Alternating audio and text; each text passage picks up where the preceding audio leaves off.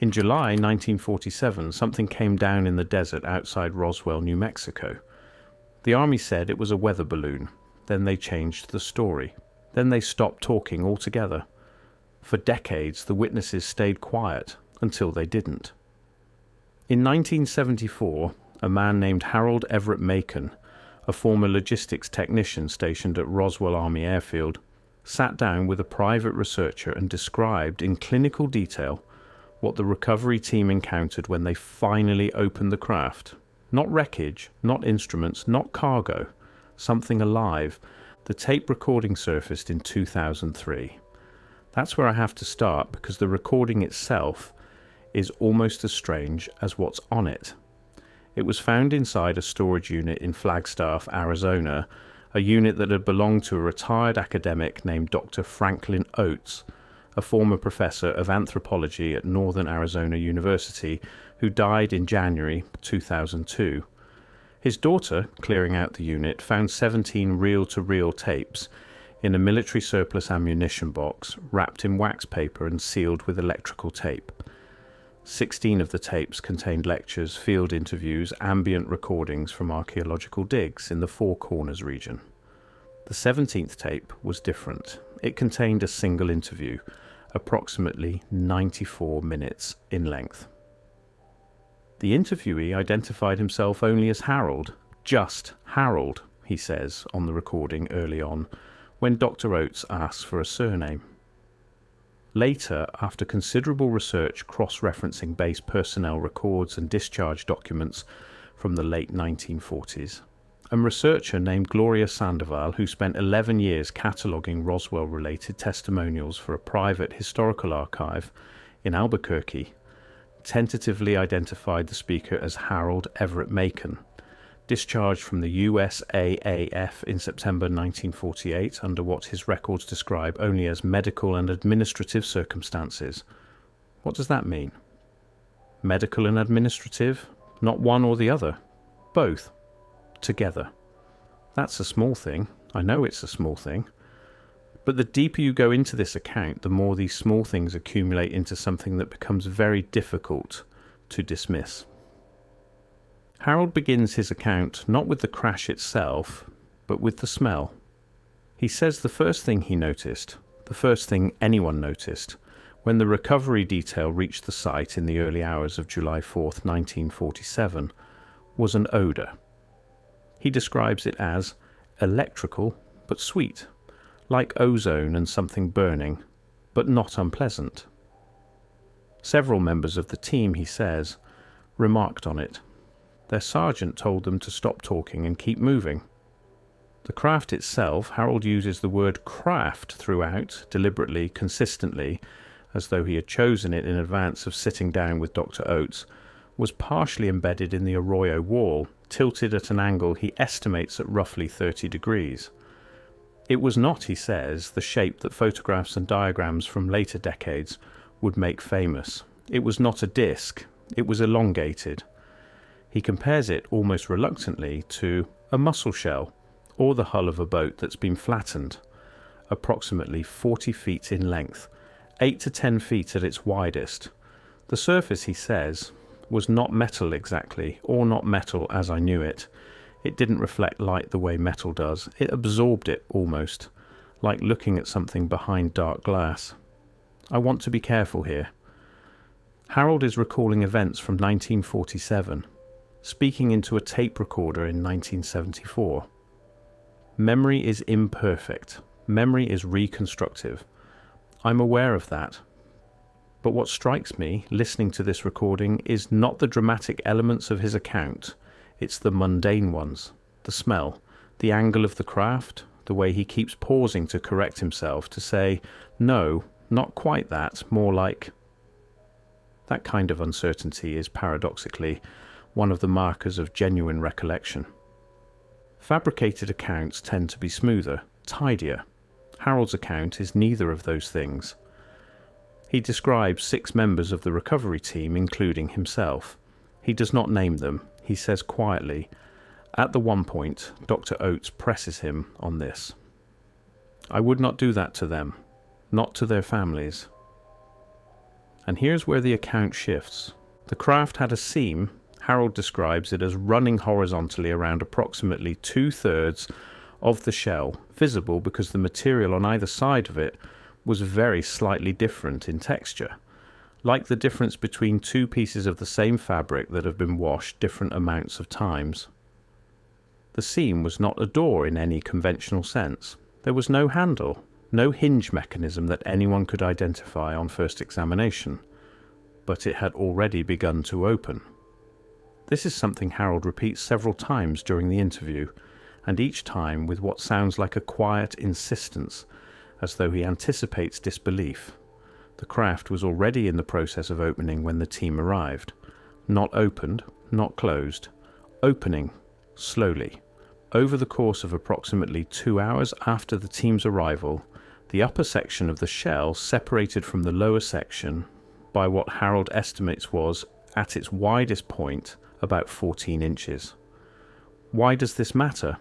Because it suggests the mechanism was internal, active, not triggered by impact, not by temperature change, or at least not only by those things. Something inside that craft was, in Harold's word, working. He uses that word 3 times. Working. The commanding officer at the scene made the decision to wait rather than attempt to force the seam further.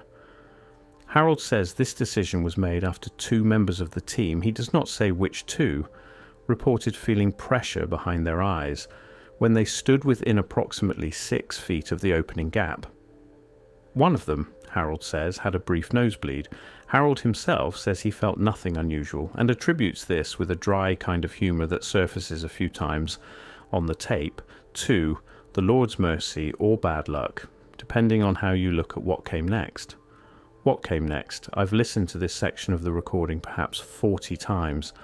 I keep listening for the moment when Harold's voice changes. And it does change. Not dramatically. He doesn't become breathless or frightened.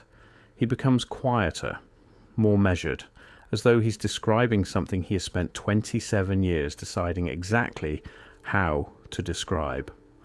When the seam had opened to approximately 22 inches, Harold is specific about this, says he measured it against his own forearm. The commanding officer directed 2 men to use handheld electric torches to illuminate the interior. Harold was positioned approximately 15 feet back to the left. He says he had a clear line of sight. The interior, he says, was arranged. That's his word. Not cluttered, not mechanical in any way he could pass. Arranged. He describes a series of curved surfaces running along the interior walls, like the inside of an ear, and a central area that was lower than the surrounding structure, like a shallow bowl. Within the bowl there was what he describes as a translucent material, like smoked glass but soft-looking, almost liquid. And within that material, he says, there were 2 shapes, not instruments, not containers. He says they were forms, like bodies, but not lying down, curled, both of them curled the same way, like they were sleeping. I want to stop here and acknowledge what I know you're thinking, because I thought it too. This is the point in any account like this where credibility stretches, where the story starts to sound like a story rather than a testimony. I understand that instinct. I share it.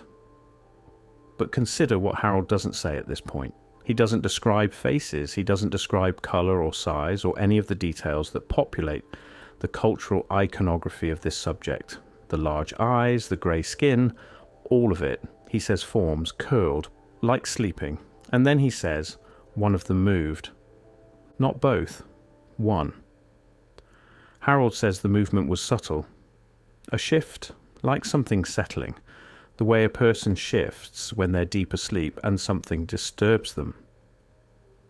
The 2 men with the torches stepped back. The commanding officer called for quiet, though Harold says no one had been making noise.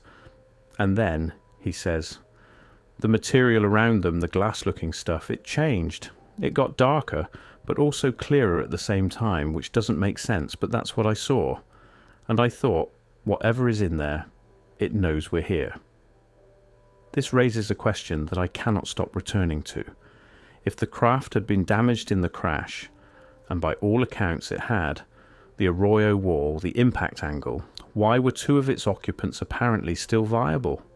Had they survived the crash, or were they never in danger from it? Was the structure of that craft so far beyond anything we understood that what looked like catastrophic damage to us was, to them, manageable, survivable? And if they survived, what happened to them? Harold does not know.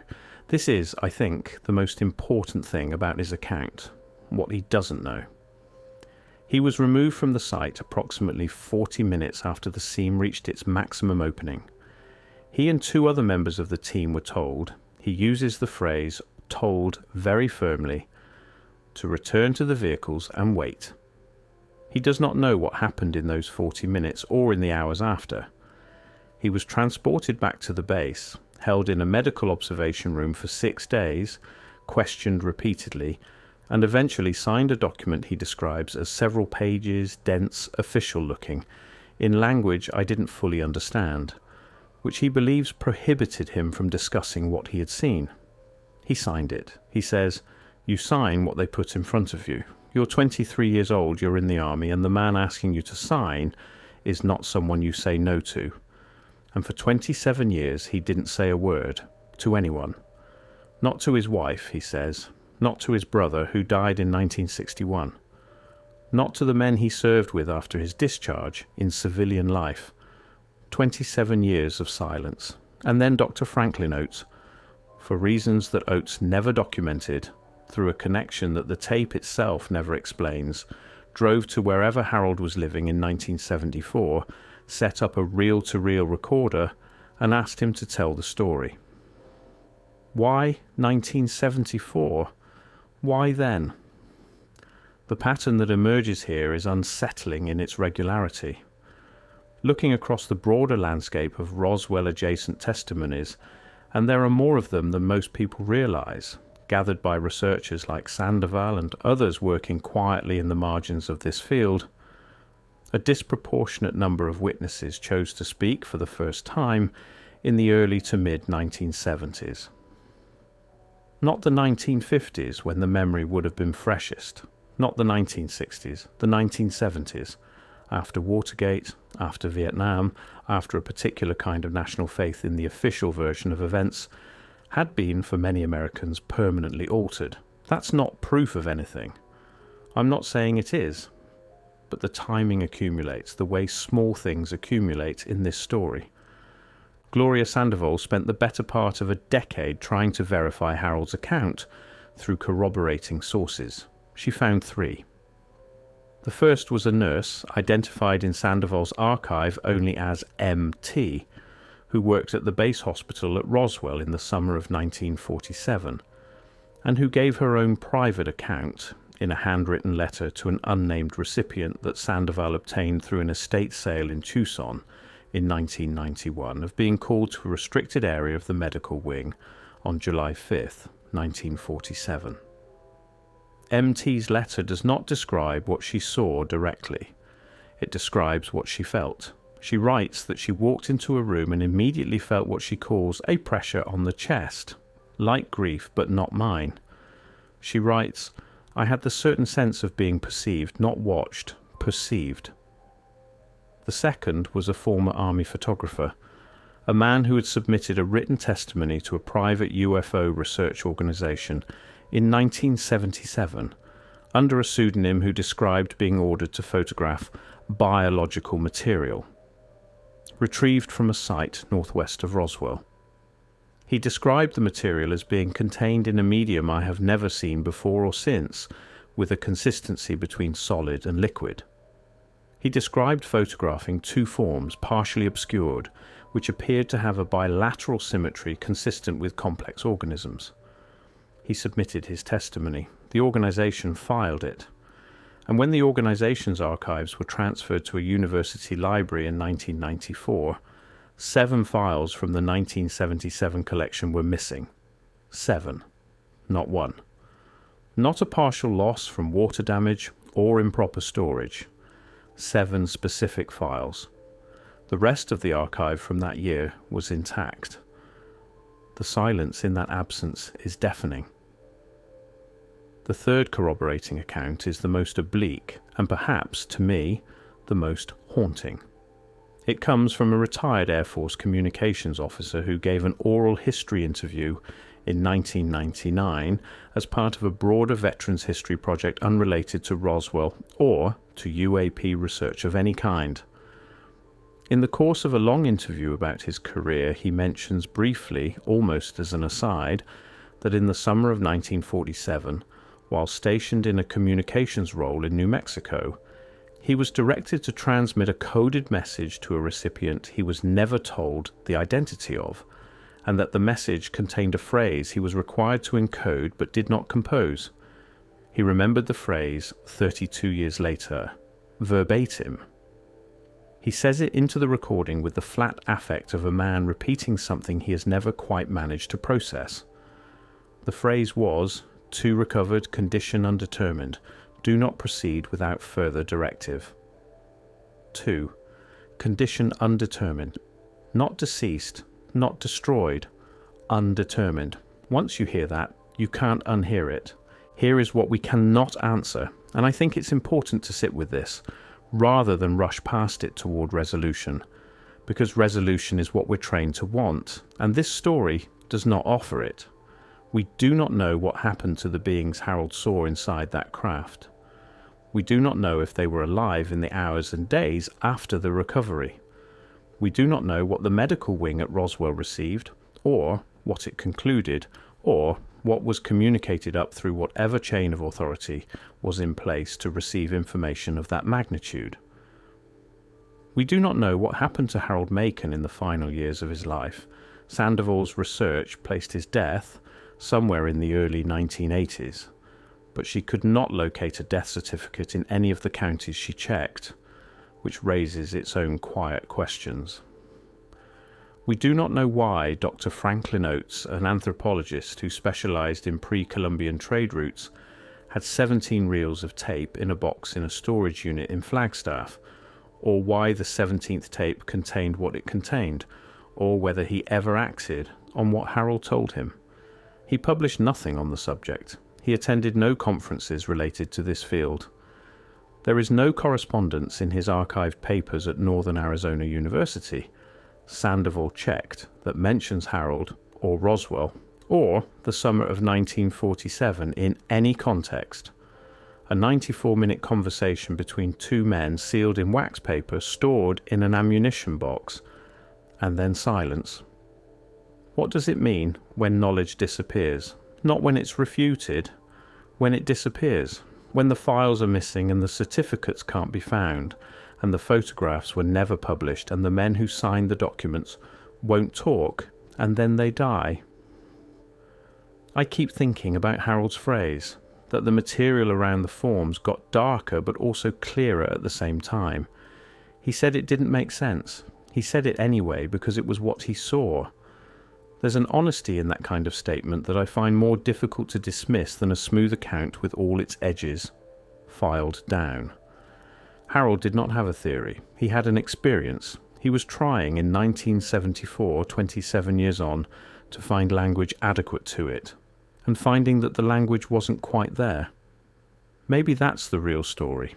Not what was inside the craft, but the fact that there may be categories of experience, of encounter, of reality for which we simply do not yet have words, for which our frameworks, scientific, religious, philosophical, are genuinely insufficient. We are accustomed to thinking of the unknown as a gap that knowledge will eventually fill. But what if some gaps are not absences? What if some of them are edges? Harold saw something move inside that craft. One of two forms curled like a sleeping figure, shifted, just slightly. Just enough. And we may never know what, in the 40 minutes Harold spent waiting in that vehicle while others remained at the site, those beings did next, or what was done to them, or whether somewhere in a facility we will never visit, in a file we will never read, the question of their condition was ever definitively resolved, to recovered. Condition undetermined. Is it still undetermined? Has it always been? Or does someone somewhere know the answer and has known it quietly for nearly 80 years? And if they do, what else do they know?